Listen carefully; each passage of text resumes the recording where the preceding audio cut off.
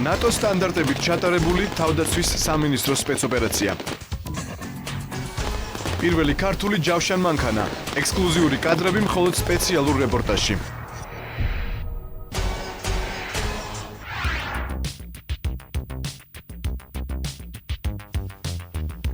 როგორ მუშაობს ქართული თავდაცვა?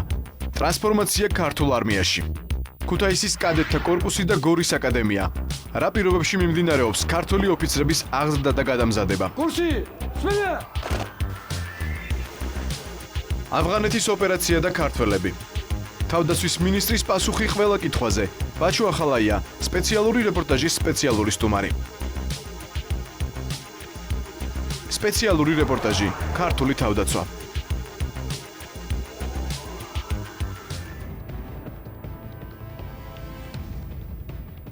საღამო მშვიდობის. რა იცით თავდაცვის სამინისტროს და ქართული არმიის შესახებ? რატომ მონაწილეობენ ქართული საჯარისო შენაერთები ავღანურ მისიაში, რომლისთვისაც ქართულმა ჯარისკაცებმა არაერთი მადლობა მიიღეს და რატომ ითვლება, რომ ამ მისიაში მონაწილეობით ქართული არმია ძლიერდება?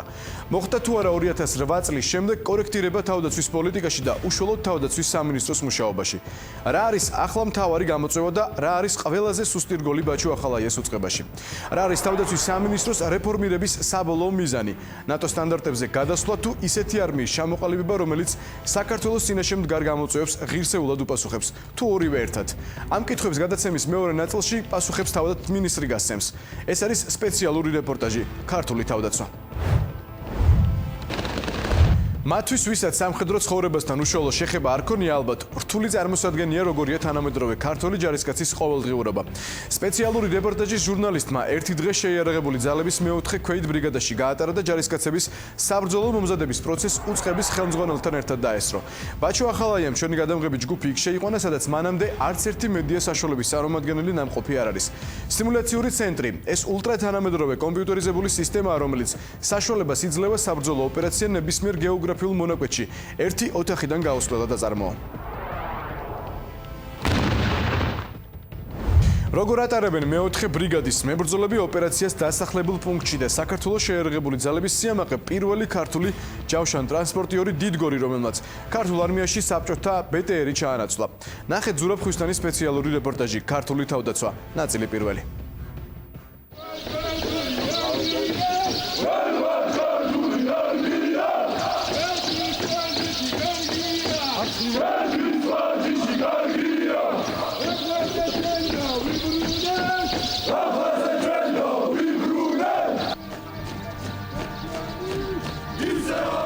ეს საქართველოს შეიარაღებული ძალების მეოთხე ქვეითი ბრიგადის მებრძოლები არიან.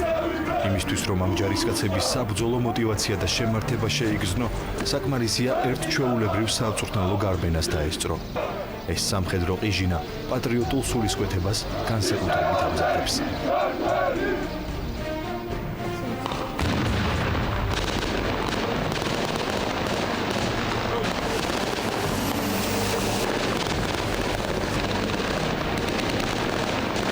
ასეთია მეოთხე ბრიგადა მოქმედებაში. ეს ჯარისკაცების მომზადების განუყოფელი ნაწილია. რეალურთან მაქსიმალურად მიახლოებულ პირობებში დასახლებულ პუნქტში. ერთ-ერთ ნაგებობაში გამაგრებული მოწინააღმდეგის განადგურებისა და მძევლად აყვანის ოპერაციას თვალს უწყების ხელმძღვანელი ბაჩუ ახალაია ადევნებს. სანამ ერთი დანაყოფი უშუალოდ შენობაში იმყოფება, დანარჩენები მათ გარედან აზღვევენ. ნატოს სტანდარტების მიხედვით ოპერაცია მინიმალური დანაკარგებით უნდა ჩაიაროს. ეს არის ახალი სტილის წვრთნები ბოლო პერიოდების, რომელიც ნიშნავს როგორც ქალაქში ბრძოლებს, ანუ ქალაქის თავდაცვას, ქალაქის შეტევას, დასახლებულ პუნქტზე, სოფელ ჯარისკაცებს. რომნიერი და რუსული ტაქტიკა სრულებით სხვა რამეა, თუმცა შეუძლია ნებისმიერ ქალაქს და უბრალოდ დაბომბოს და ეგ არის მთელი. თანამედროვე ნატოს ხედვებით ეს არის მინიმალური მსხვერპლი სამოქალაქოებში და შესაბამისად მაქსიმალური ეფექტის მიღწევა. აქედან გამომდინარე, სწორედ ეს არის ახალი სტილი, რომელსაც ახლა ჩვენები ინტენსიურად ყველა დანაყოფი დროულად მზადება. ინტენსიური მზადება საბრძოლო პირობებში თანამედროვე ქართველი ჯარისკაცის წვრთნის მხოლოდ ერთი ნაწილია. თავდაცვის მინისტრი სიმულაციური ცენტრისკენ მიგვიწვება. ამ ადგილას დღემდე არც ერთი ჟურნალისტი ნამყოფი არ არის. ამ ადგილს უნიკალურს კომპიუტერული პროგრამა ხდის. მასში ჩატვირთულია საქართველოს ყველა გეოგრაფიული მონაკვეთი თითქმის 100%-იანი სიზუსტით. ამიტომ ქვეყნის ნებისმიერ წერტილში სამხედრო ოპერაციისთვის მზადება ამ ოთახიდან გაუსვლელადაა შესაძლებელი.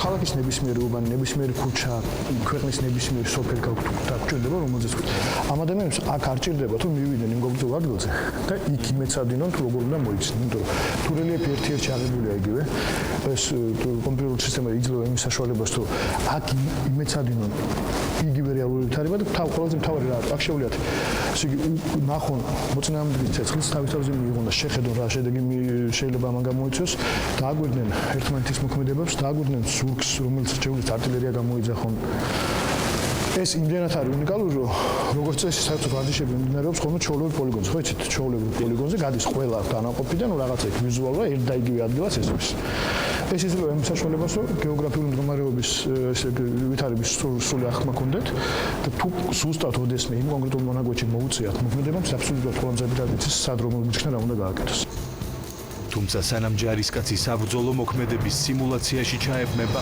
ის როგორც მინიმუმ საბრძოლო იარაღს კარგად უნდა ფლობდეს. ამისთვის მეოთხე ბრიგადაში კიდევ ერთი უნიკალური კომპიუტერული ცენტრი ფუნქციონირებს. შესაბამისი პროგრამული უზრუნველყოფით, აქ ნებისმიერი იარაღიდან, ნებისმიერ მანძილზე სროლაში ვარჯიშია შესაძლებელი. 2011 წლის ქართული არმია ნატოს თანამედროვე სტანდარტებთან მაქსიმალურადაა მიახლოვებული. სიმულაციური ცენტრიდან კვლავ გარეთ გავდივართ. თავდაცვის მინისტრმა საქართველოს შეიარაღებული ძალების სიამაყე ჯავშან ტრანსპორტიორი დიდგორი უნდა დაგვათვალიერებინოს. ეს არის სატრანსპორტო შეჯავრთული მანქანა რომლის დანიშნულება არის ძირითადად გადაიყვანოს სამხედროების სხვადასხვა ერთი ადგილიდან მეორე ადგილზე როგორც ეს პრიმიტიული არის სადაზვერო ფუნქციის. ასეთი ანალოგი ჩვენთვის ყველასთვის ცნობილი არის რუსული BTR. ანუ ეს არის დაახლოებით იმ სტილის მანქანა. ის ტყუები რომელიც ხრიტავს სიტყვაზე BTR-ს და აზიანებს, ამას პრაქტიკულად ვერაფერს ვერ უშვება.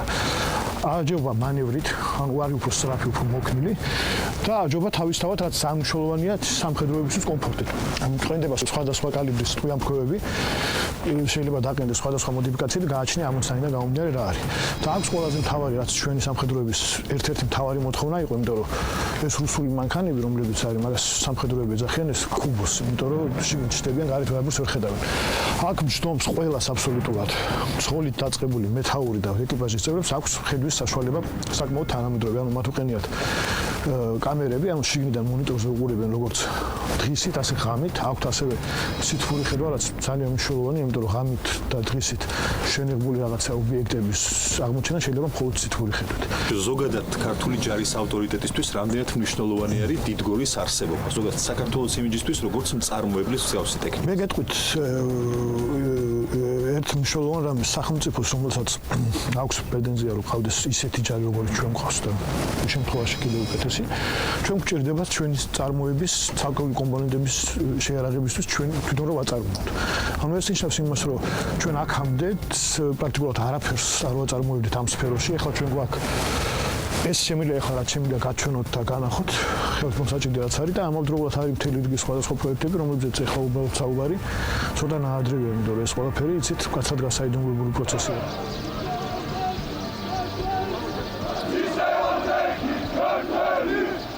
ალბათ ნებისმიერი ადამიანი, ვინც ერთ დღეს საქართველოს შეიარაღებული ძალების მეოთხე ბრიგადაში გაატარებს, ამ ადგილს განსაკუთრებით ამაღლებულ განწყობაზე დატოვებს.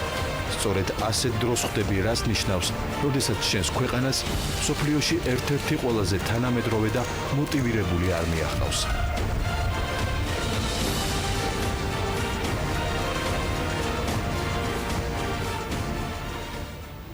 სად და როგორ პირობებში იზრდებიან საქართველოს შეიარაღებული ძალების ოფიცრები. ბევრმა თქვენგანმა ალბათ არ იცის, რომ ერთ-ერთი ყველაზე პრესტიჟული სასწავლებელი, სადაც პროფესიონალი სამხედრო კადრები იზრდებიან, ქუთაისში მდებარეობს. მკაცრი დისციპლინა, ხარისხიანი განათლება, ფიზიკური და მორალური წვრთნა აქ თავისუფალი დროის საინტერესოდ გატარებას უთავსდება. კადეტთა კორპუსი, ლაშა მიქაძის სპეციალური რეპორტაჟი ქუთაისიდან. ქართული თავდაცვა, ნაწილი მეორე.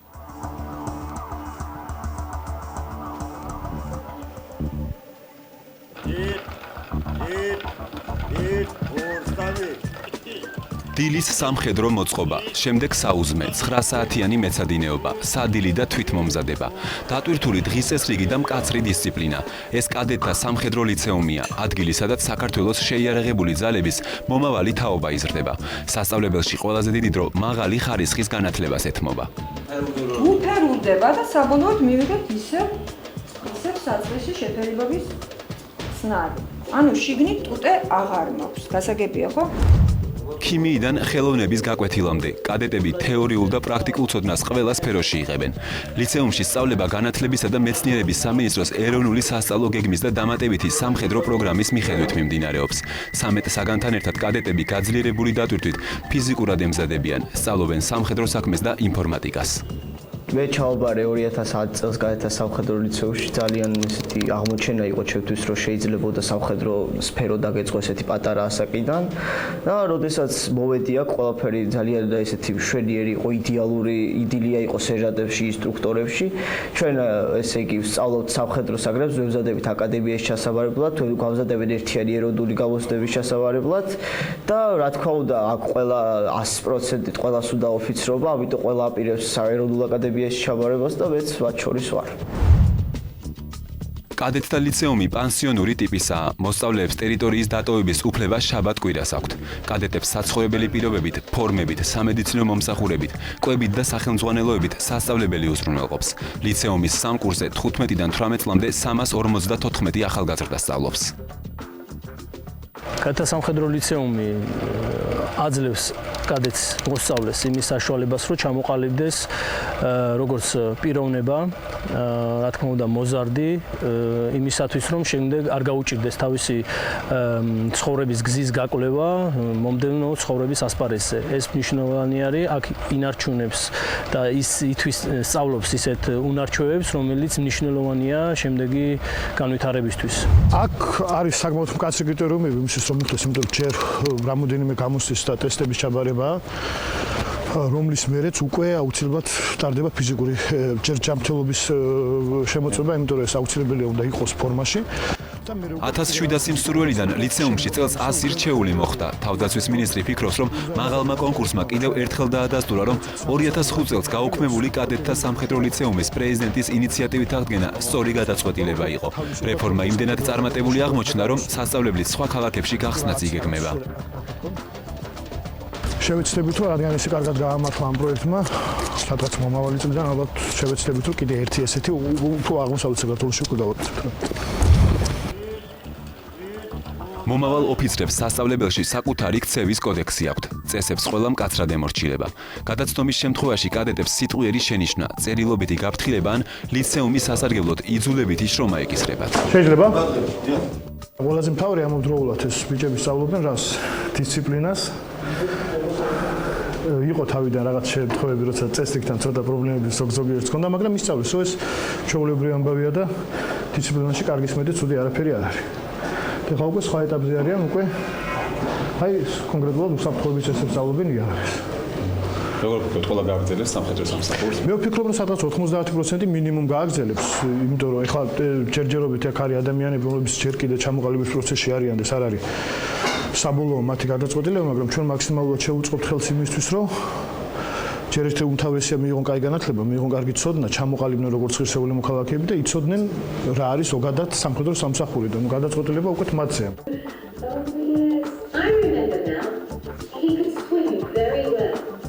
ეს კი უკვე ლიგოფონის კაბინეტია. კადეტები უცხოენას განსხვავებული მეთოდით აუდიო და ვიდეო მასალების დახმარებით სწავლობენ. თუ საერთოდ განვითარება გვჭირდება შეიარაღებული ძალების ინგლისური არის ქართული და ინგლისური თანაბრად საჭირო და მნიშვნელოვანი. მე კიდე ჩვენი ამოცანები და გაუმნია რაც ნიშნავს იმას, რომ ნატოში რეალურად ინტეგრაციას ჭირდება უბრალოდ ეს ენა. ყველა სამხედროს უბრალოდ რთულია სამხედროებმა ერთმანეთთან იმუშაონ თარჯიმნების მეშვეობით. ჩვენ ავღანეთში ამ ეტაპზე სწორედ ამ ოპერაციამ ამან ძალიან კარგად გვანახა, რომ ენის სხვადასხვა დონეზე სხვადასხვა სახით ცოდნა არის საისოცხლოდ აუცილებელი და ინგლისური ცოდნა კადეტებს კომპიუტერული პროგრამების შესწავლასაც უმარტივებს. ლიცეუმში ჩაბარების დროს მათმა დიდმა ნაწილმა ინტერნეტთან მუშაობა არ იცოდა. მაგრამ ეხლა უკვე 100%-მა შეიძლება ითქვას, რომ თავისუფლად შეუძლია იმუშაოს და რამე სასწავლო პროცესი იქნება თუ რამე უბრალოდ რამე დააინტერესებთ, კომპიუტერთან აქვს თავისუფალი შეხება და უკვე შეიძლება ითქვას, რომ ყველა მიცის. იმიტომ არის პრინციპში მე ძალიან არ მომწონს, რომ ცალკე ესეთი კლასი არსებობს. ზოგადად ამის აუცილებლობა არ უნდა იყოს, მაგრამ ჯერჯერობით არის 1-2 წელი კიდე დაგვრჩება და მე უკვე როგორც ცალკე კლასი აღარ იქნება. თავისუფალი დროის დიდ ნაწილს კადეტები სამკითხველო ოთახში ატარებენ, ეცნობიან სამხედრო და მსოფლიო ლიტერატურას. ეს არის ბიბლიოთეკა, სადაც ჩვენ ვატარებთ ჩვენი თავისუფალი დროის უმეტეს ნაწილს. აქ ჩვენ ვიძიებთ ყველანაირ ინფორმაციას, რომელიც ჩვენ გვჭირდება, არის ყველანაირი ლიტერატურა, როგორც ქართული, ასევე მსოფლიო და აგრეთვე რა თქმა უნდა არის სამხედრო ლიტერატურა, რომლის გარეშეც ჩვენი მომავალი პროფესია წარმოუდგენელია. ქუთაისში კადეტთა სამხედრო ლიცეუმი რამდენიმე ფლიგელისგან შედგება: საცხოვრებელი კორპუსი, სასწავლო ცენტრი, კადეტთა კლუბი და სპორტული დარბაზი, სადაც ახალგაზრდებს ფიზიკურად მომზადებასთან ერთად ფეხბურთისა და კალათბურთის თამაში შეუძლიათ. თავისუფალი დრო, რომელიც ამ ბავშვებს ექნება, მაქსიმალურად ავხარჯნოთ სპორტში, იმიტომ რომ ჯერ ერთი ყალიბდება ჯანსაღი ადამიანი, ჯანსაღი სხეული და მე კიდევ ესე თამაშები ქმნის გუნდურობის განცდას და ქმნის იმას, რომ ადამიანები გარდა სწავლის პროცესისა, გარდა იმისა, რომ ცხოვრობენ ერთად, უფრო მეტ ურთიერთობებში შედიან და უფრო მეტად მეგობრდებიან ერთმანეთთან. კადეტების უდიდესი ნაწილი ლიცეუმის დამთავრების შემდეგ ცხოვრებას სამხედრო სამსახურს დაუკავშირებს. ერთიანი ეროვნული გამოცდების წარმატებით ჩაბარების შემთხვევაში ლიცეუმის კურსდამთავრებულები თავდაცვის ეროვნულ აკადემიაში მოხვდებიან. რა დონესაც განვითარების ჩვენ დღეს არ უნდა მივახციოთ შეერაღებულ ძალებში, ჩვენ გვჭირდება ზრუნვა მომავალზე. აქ იზრდება ადამიანები, რომლებიც 5 წლის თავზე სავარაუდოდ. შეიძლება ითქვას უпроშო 10 წლის თავზე დღეს ან მოყოლებული, ესენი იქნებიან, შეიძლება ითქვას, რომ შეერაღებული ძალების ხერხემალი. ესენი ჩამოყალიბდებიან, როგორც ითქვა, უპირველეს ყოვლისა ღირსეულ მოქალაქეებად, თავარი იმისთვის, რომ იყოს კარგი ოფიცერი და მართავდეს გამართულ არმიას, ის უნდა იყოს ჯერ უპირველეს ყოვლისა ღირსეული მოქალაქე. ჩამოყალიბებული პატრიოტი და მერე უნდა აითვისოს, რა თქმა უნდა, სამხედრო უნარჩვევები. ჩვენ აი ამის კომბინირებას ვცდილობთ აქ. კადეტთა სამხედრო ლიცეუმში სწავლა 2010 წლის სექტემბერში დაიწყო. ევროსტანდარტების თანამედროვე ლიცეუმს პირველი კურსდამთავრებული მომავალ წელს ეყოლება. 2008 წლის ომის დროს გორის სამხედრო ბაზა, სადაც დღეს ეროვნული სამხედრო აკადემია მდებარეობს, ოკუპანტთა მხრიდან განსაკუთრებული აგრესიის ობიექტად იქცა. აკადემია, სადაც ქართული ჯარის ოფიცერთა აღზრდა და გადამზადება იგეგმება, აგვისტოს ომიდან 3 წლის შემდეგ გაიხსნა იმ ადგილას, რომელსაც რუსული ავიაცია ინტენსიურად ბომბავდა. სამხედრო სასწავლებელმა მსმენელთა პირველი ნაკადი უკვე მიიღო. დღეს გორის სამხედრო აკადემია სრულად აკმაყოფილებს უმაღლეს საერთაშორისო სტანდარტებს და ბევრი მიმართულებით საუკეთესო მსგავს სასწავლებელს შორის. გორის ეროვნული სამხედრო აკადემია. ლევონ ტაბიძის სპეციალური რეპორტაჟი ქართული თავდაცვა. ნაწილი მესამე.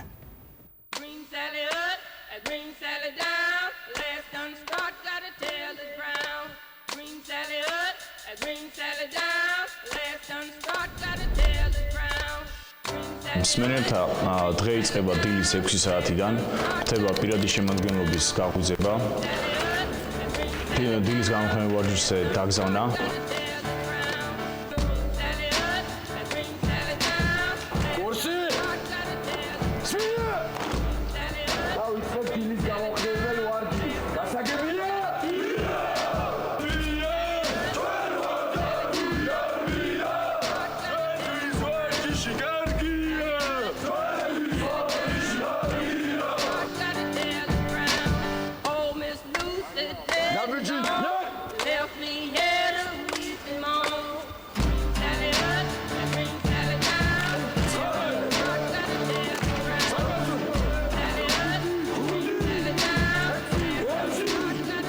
დილის გამომხნევებელი ვარჯიშის შემდეგ თავდაცვის აკადემიის მსმენელებს მოწესრიგების დრო ეძლებათ და საუზმის შემდეგ 9 საათზე ლექციები იწყება.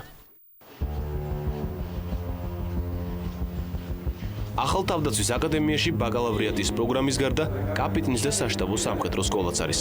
ეს არის ადგილი, სადაც ოფიცრები მთელი თავისი კარიერის მანძილზე სასწავლო ეტაპებს გაევლიან და კვალიფიკაციას აიმაღლებენ. სწავლების თანამედროვე მეთოდი და გარემო, აქ მთავარი პრინციპი პროგრამების მუდმივი დახვეწაა.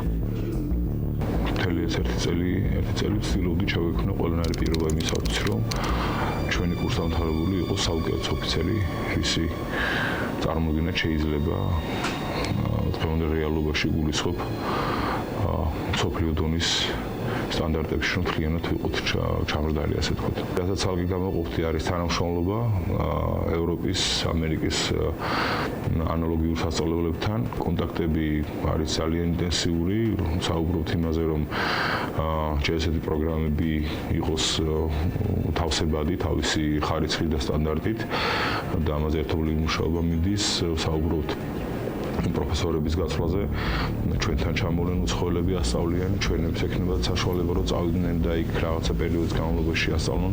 საუბრობთ ცხადია თვითონ მსმენელების გაცვლაზე.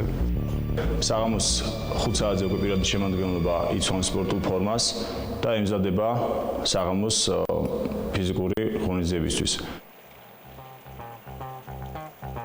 ლექციების დასრულების შემდეგ აკადემიაში კვლავ ფიზიკური ვარჯიში იწყება. ვარჯიში განტვირთვისთვის, სპორტული კომპლექსი მსმენელებისთვის ერთ-ერთი საყვარელი ადგილია. საცურაო აუზი.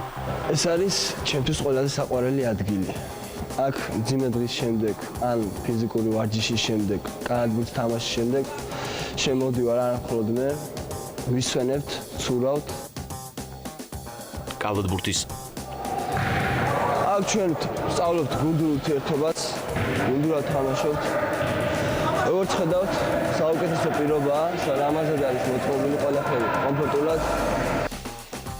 ფეხბურთის და რაგბის მოედნები. ასევე ტრენაჟორების დარბაზი. აქ ყველა პირობაა შექმნილი, რომ აკადემიის სტუდენტები ყოველთვის ფორმაში იყვნენ.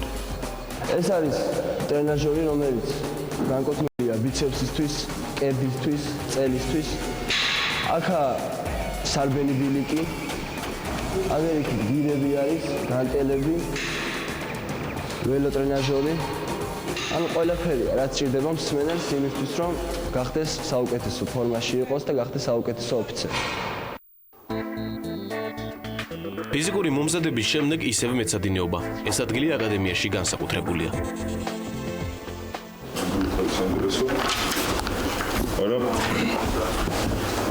სანამ ამას კარგად წაიგითხო, ეხლა ვიყი არ მე კიდევ რომ წაიგითხო, მანამ ვიყი აი ეს არის დასაკეთში. Thank you. ეს არის სოფლიოში ცნობილი ავტორია. ეს არის ერთ-ერთი საუკეთესო მარკივიანი დაწერილი, მაგრამ ამოწურავი სახელმწიფო კაცი არსებობს. აქ მსმენელებს მათთვის საინტერესო ყველა წიგნის წაკითხვა შეუძლიათ, როგორც სამხედრო თემატიკის, ასევე სხვა შინაარსისაც.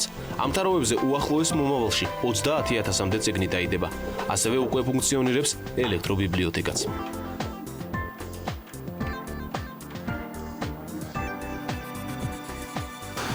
ეს არის ახალი ბიბლიოთეკა ჩვენი, თავისთავად როგორც ინფრასტრუქტურულად არის ძალიან საინტერესო, ყველა საჭირო კომპონენტი არის გათვალისწინებული, არის როგორც ცხადია, იქსაცავი არის სამკითხველო დარბაზი, არის სპეციალური კომპიუტერული დარბაზი, სადაც მსმენელებს აქვთ საშუალება რომ წავიდნენ, აიღონ წიგნი და უშუალოდ დასწრენ იმეცადინონ აქვე.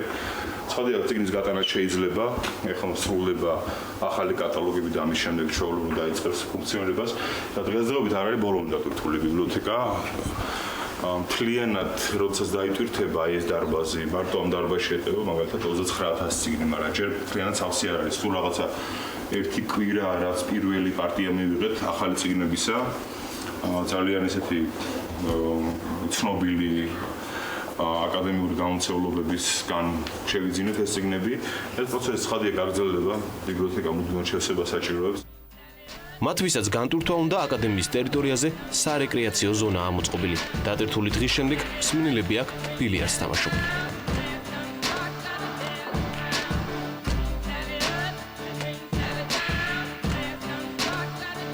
მოტივაცია და სურვილი საქართველოს შეიარაღებული ძალების თანამედროვე სტანდარტებთან მიახლოების. აქ ყველა მსმენელს ერთი მიზანი აქვს. ამისთვის თითოეულმა მათგანმა ურთულესი კონკურსი გაიარა, მაგრამ წინ კიდევ უფრო რთული გზაა. აკადემიაში მოხვედრა ჩემთვის არის ჩემი სურვილის განხორციელების ერთ-ერთი მთავარი გზა, რათა გამოვიდე წარმატებული ოფიცერი. აკადემიაში არის სრული პირობა იმისათვის, რომ მსმენელმა ისწავლოს და აითვისოს ის პროგრამა, რასაც გვასწავლიან ჩვენი ლექტორები. არის იდეალური პირობები. ჩემი პირადი მიზანია გამოვიდე წარმატებული სამხედრო პირი, რათა ჩემი წვლილი შევიტანო საქართველოს გაერთიანებაში და საქართველოს შეიარაღებულ ძალებში. მოდებეთე! გივაშვილი! ვარ! ვარ! საღამოს ამოთახება დასრულებულია. კურსი დასრულდა. სერბილით. სერბილით. დღე თავდაცვის აკადემიაში 22 საათზე სრულდება. მოწყობა და საერთო საცხოვრებელში დაგზავნა. ხვალ ისევ ვარჯიში, სწავლა და უფრო რთული დავალებები.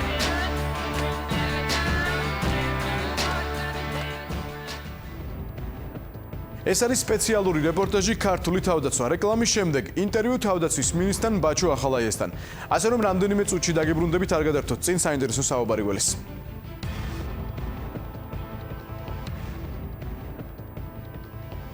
ეს არის სპეციალური რეპორტაჟი, ჩვენ ბრუნდებით ეთერში გადაცემის სტუმართან ერთად და დღევანდელი გადაცემის სტუმარი გახლავთ თავდაცვის მინისტრი ბატონი ბაჩო ახალაია. მოგესალმებით ბატონ ბაჩო, დიდი მადლობა სტუდიაში მობრძანებისთვის.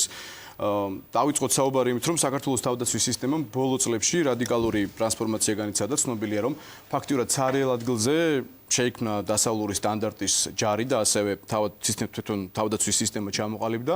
აქვე უნდა აღინიშნოს, რომ ქვეყნის ბიუჯეტიდან თავად უწყების ბიუჯეტი არის ერთ-ერთი უმნიშვნელოვანესი ნაწილი 9%-ია, როგორც მე ვიცი და თუ არ ვცდები, რაც ნიშნავს, რომ ქვეყნისთვის ეს სფეროს ერთ-ერთი მთავარი მიმართულება.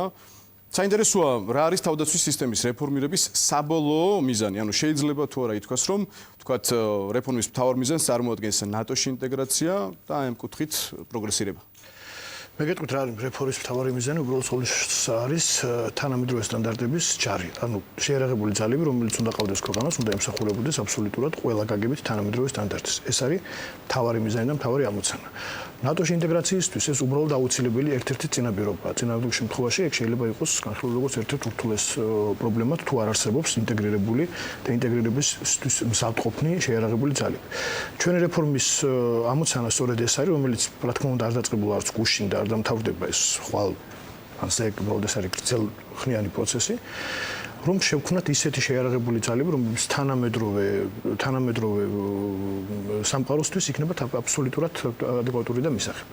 ანუ თუმცა ამ ყველაფრის მიუხედავად და ამ ყველაფრის ფონზე ხომ არ შეიძლება ითქვას, რომ თქვათ ნატოსკენ სწრაფვა ერთგვარ თვით მიზნადაც იქცა არსებული რეალობიდან გამომდინარე და ამით ხო არ ზარალდება თქვათ საქართველოს თავდაცვის სისტემის წინაშე რეალურად მდგარი რაღაც გარკვეული გამოწვევები და ვალდებული. პირიქით ეს ინტეგრირების პროცესი თუ დროში გაწერილი როგორც ახლა ჩვენ ამას ვხედავთ, ეს არის ერთ-ერთი საუკეთესო ბიძგი იმისთვის, რომ ვიყოთ უფრო მოტივირებული, უფრო მონდომებულები იმ თვალსაზრისით, რომ გქონდეს რეალური პროგრესი პერიოდულად, ყოველწლიურად, როგორც ეს ხდება ჩვენ შემთხვევაში და ეს ამავდროულად კერძოდ ჩვენი ქვეყნის სახელმწიფოს ინტერესებში შედის და მთავარი ამოცანა, როგორც გითხარით, არის სწორედ ამ გზაზე სიარული.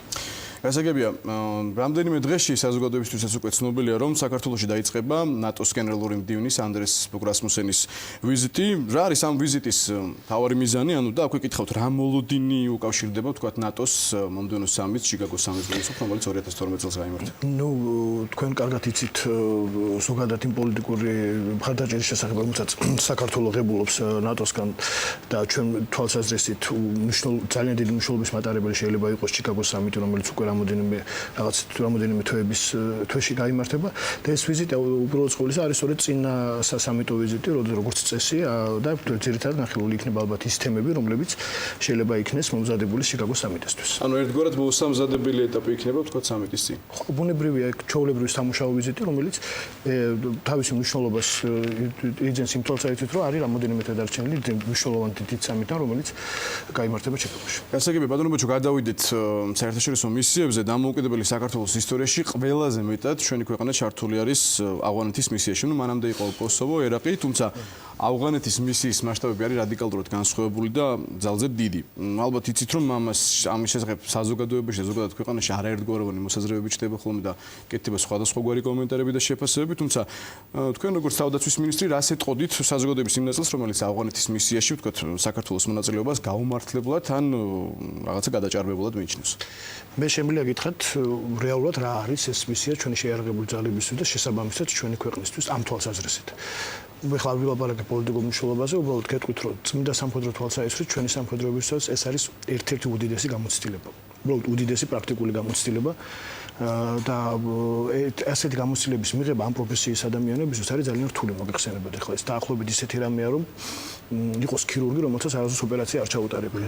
სამხედროსთვისაც პრაქტიკული გამოცდილება ამსეთი შანსი ქონა, რომ მან მიიღოს რეალურ საბრძოლო მონაწილეობაში, საბრძოლო ღონისძიებაში მონაწილეობა როგორც ინდივიდუალურ დონეზე, ასე კოლექტიურად, ეს წარმოადგენს ძალიან დიდ პრაქტიკას.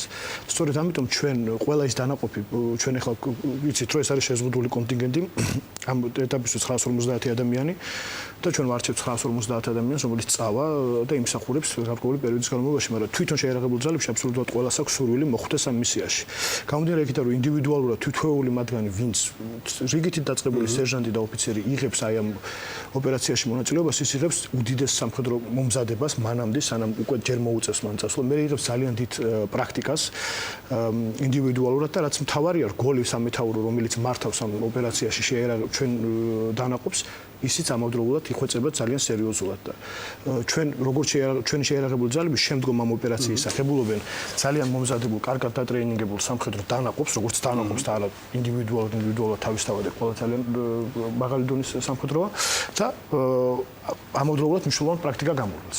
ეს არის უპირველეს ყოვლისა შეიარაღებული ძალებისთვის ამ მისიაში მონაწილეობა და პრინციპში თუ არა ასეთი ოპერაცია, ასეთ მნიშვნელოვან პრაქტიკას სამწუხაროდ ვერ საწყვეტია.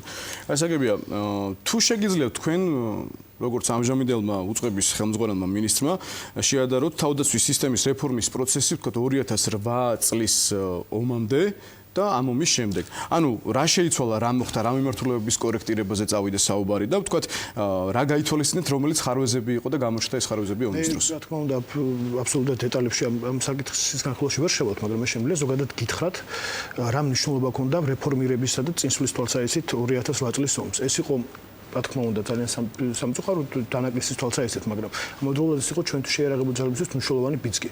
ეს იყო რეალური საომარი მოქმედება, სადაც გამოჩნდა მთელი რიგი ხარვეზები, რომლის აღმოჩენა სხვა შემთხვევაში იქნებოდა ძალიან დიდი ხნის საკითხი, ან შეიძლება საერთოდ აღარ მოჩენილიყო. სწორედ ამიტომ აქვს პრაქტიკულ მნიშვნელობას განსაკუთრებული დატვირთვა.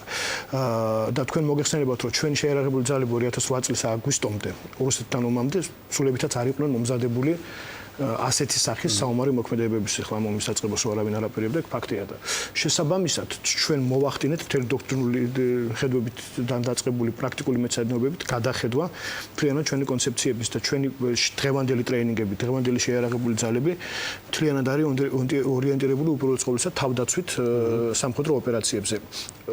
მაგ დროს 2008 წლამდე ჩვენ ვიყავით ერთადაც ერაყის სამშვიდობო მისიისთვის ორიენტირებული, რაც თვისობრივად განსხვავდება ჯერ როგორც ავღანეთისგან სულ სხვა ოპერაცია იყო პროდუქტიულობის თვალსაზრისით და რა თქმა უნდა დიდად განსხვავდება იმ ომისგან, რომელიც ჩვენ გვქონდა. ამ ომმა ჩვენ დაგვანახა მთელი რიგი ხარვეზები, როგორც გითხარით, რომლის აღმოჩენა რიგ შემთხვევაში პრაქტიკულად შეუძლებელი იყო, მოგვცა მიმართულებები საით უნდა განვითარებული ყავით და რა ხარვეზებზე რა კუთხით უნდა გვემუშავა. ამ თვალსაზრისით ეს იყო ძალიან დიდი პრაქტიკული გამოცდილება. და ამდენად წარმატებულად მიდის ეს. მე შემიძლია გითხრათ, რომ ეს ტემპები, რომლებიც ახლა ჩვენ გაგვაჩნიათ, შეიძლება ესე ვერ ვიტყვით, რომ ჩვენ რაღაც შეიძლება ითქვას რაღაც ფაზა დავასრულეთ რეფორმის რაღაც პერიოდი, მაგრამ ეს არის უფრო გრძელვადიანი პროცესი, პრინციპში რომელიც გათვლილია წლებზე და რომელმაც უნდა მოგვცეს შედეგი ყოველწლიურად ნაბიჯ-ნაბიჯ გაუმჯობესების სახით. ასაგებია.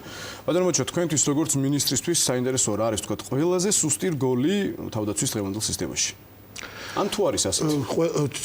იცით როგორ არის თავდაცვის სისტემა, როგორც ესეთი არ განიხილება მხოლოდ როგორც ჯარი, ეს არის მთელი რიგი კომპლექსი.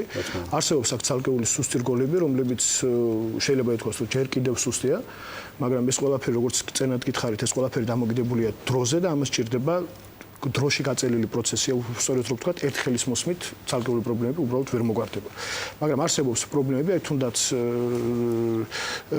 ცალკეული სახის შეიარაღების ნაციონალურ დონეზე წარმოება, ანუ რამე კონკრეტული სფერო თუ არის, თქვათ შეიძლება ყველაზე მეტად ჭირდება იმ სფეროს დახმარება. მოთქვით, ჩვენ როდესაც ვყავდათ სიტყვაზე სტუდიაში, აქ შინაგან საქმეთა მინისტრი, მაშინ მახსოვს, რომ ბატონმა მანომერებაში მოდა დაასახელა, რომ კრიმინალისტიკური სამსახური საჭიროებდა იმ პერიოდისთვის ყველაზე მეტად დახვეწას. აი თქვენთან რა შეიძლება იყოს ასეთი? ჩვენ ამიტომაც გეუბნებით, რომ თვითონ თავდაცვის სისტემა ცოტა სხვა რამეა, თვითონ შეიარაღებულ ძალებში შეიძლება ითქვას, რაზე არის ამ თვალსაზრისით განსაკუთრებული ყურადღება გასაკეთებელი, ეს არის სწორედ კადრების მომზადება, რომლებიც ეხლა ამ ეტაპისთვის არ ითვლება როგორც მოქმედ სუსტ რგოლად, მაგრამ ეს ჩავარდნების წლებისგან გამომდინარე, რაც გვქონდა 90-იანი წლებიდან მოყოლებული ბოლო რაღაც პერიოდამდე, ეს ამის შედეგებს ვიმკით დღეს. იქიდან გამომდინარე, რომ არ არსებობდა სრულფასოვანი საგანმანათლებლო დაწესებულებები. ეს მიმართულება ამ ეტაპისთვის გამოსწორებული, ამ ეტაპისთვის ეს ფუნქციონირებს ალბათ ყველაზე კარგად, მაგრამ ამას სჭირდება დრო, რომ შემდგომ უკვე ჩვენ ამ დაწესებულებებიდან მივიღოთ ის შევსება, ის რეზერვი, რომელიც აუცილებელია უფრო განვითარებისთვის. გასაგებია და ჩვენი საუბრის ბოლოს აუცილებლად მინდა აღნიშნო და კითხოთ ამ თემაზე. მაყურებელმა მასალაში, რომელიც გავიდა ახლა ჩვენს საუბრამდე ეთერში, სიუჟეტში იხილა შეიძლება ქართული თავდაცვის სისტემის ერთ-ერთ სიამაყედ ჩაითვალოს ქართული წარმოების ჯავშან მანქანა დიდგორი. ანუ საინტერესოა ამის მაგალითზე, ამ კონკრეტული მანქანის მაგალითზე ვთქვათ, თუ არის და გრძელდება პროცესი, რომ აწარმოოს საქართველოს თავდაცვის სისტემამ საკუთარი წარმოების გაფართოება შეძლოს და განავითაროს ეს მიმართულება. კი, ბუნებრივია და ესეც შეგვიძლია მივაწეროთ ერთ-ერთი მსურს, რომელზეც ახლა ვსაუბრობთ, იმიტომ რომ სწორედ ეს არის თავდაცვის უნარიანობა, რაღაც კომპონენტების ადგილობრივი დონეზე წარმოება უნდა იყოს შესაძლებელი. ჩვენ ამ თვალსაზრისით, რა თქმა უნდა, გვაქვს ახლა წინსვლა და სწორედ ეს არის მაგალითი იმისა, რომ შესაძლებელი ყოფილა თურმე რაღაცეების საქართველოში გაკეთება, ისე რომ ყველაფერი არ უნდა ვიყიდოთ ეკონომიკურად გაუმართლებელია და სხვა თვალსაზრისით უბრალოდ არასერიოზული. ამ მიმართულებით ეს არის პირველი ნაბიჯი და მე ვფიქრობ, რომ ჩვენ გარკვეული პერიოდის განმავლობაში გვექნება სხვა ინოვაციებიც ამ სფეროში და მე მგონი, რომ ძალიან კაი წარმატება. და ვწორწდები, ეს არის პირველი ინოვაცია, რომ აქამდე ქართულ ჯარში, საქართველოს თავდაცვის სისტემაში მსგავსი რამ არ გაკეთებულა. ხო, სწორედ ამაშია საქმე, რომ ჩვენ საქართველოში არ გვქონია რაიმე სახის იარაღის წარმოების გამოცდილება. იყო რაღაც კომპონენტები თავს დაკავშირებით, მაგრამ სრულფასოვანი იარაღი აქ არაფერი არ გაკეთებულა. ეს არის პირველი ნაბიჯი, რომელიც როგორც გითხარით, აუცილებლად მოყვება სხვა განვითარებები და სხვა დამატებითი. ანუ რამ განაპირობა, რომ თქვათ ამ ეტაპზეც მივიდა ჩვენ სწორედ ამაზეა საუბარი, რომ აქ საქართველოს თავდაცვის სამინისტრო არის ესე ქვეყნის თავდაცვის უნარიანობა მთლიანად. თუ საუბარია იმაზე, რომ უნდა ყვავდეს რაღაც სახის კარგი ჯარი, ბატო ჯარი არ არის საკმარისი იმისთვის, რომ არსებობდეს სრულფასოვანი თავდაცვის უნარიანობა მთელი სხვადასხვა ნიუანსებთან არის დაკავშირებული. თუმცა ყველა სახელმწიფო არ აწარმოებს, რა თქმა უნდა, იარაღს და რაიმე სახის საშუალებებს, მაგრამ ჩვენი რესურსებიდან გამომდინარე, ჩვენი ამოცანებიდან გამომდინარე, ჩვენი პრობლემატიკიდან გამომდინარე ჩაითვალა საჭიროდ, რომ უნდა ყოფილიყო რაღაც სეგმენტი დაკმაყოფილებული თვითონ საქართველოში. ანუ აბსოლუტურად ყველაფერი არ უნდა შევიძინო და არ უნდა შემოვიტანოთ სხვა ქვეყნებიდან, რასაც შეგვიძლია ჩვენ თვითონ მოვერგოთ. გასაგებია. ძალიან დიდი მადლობა კიდევ ერთხელ რომ გვესტუმრეთ გადაცემაში, გამონახეთ დრო და იყავით ჩვენი გადაცემის მონაწილე. მე წარმატებას გისურვებთ თქვენ პირადად და უწყებას, რადგან ქვეყანა დგას ერთ-ერთი უწყება ის არის, რომელიც არის თავდაცვის სამინისტრო. ასეთ იყო დღევანდელი სპეციალური რეპორტაჟი. ჩვენ უკვე დავბრუნდებით მომდევნო შაბათს ამავე სტუდიაში, თუმცა სხვა თემით. მადლობა რომ გიყურებთ. დახომდის.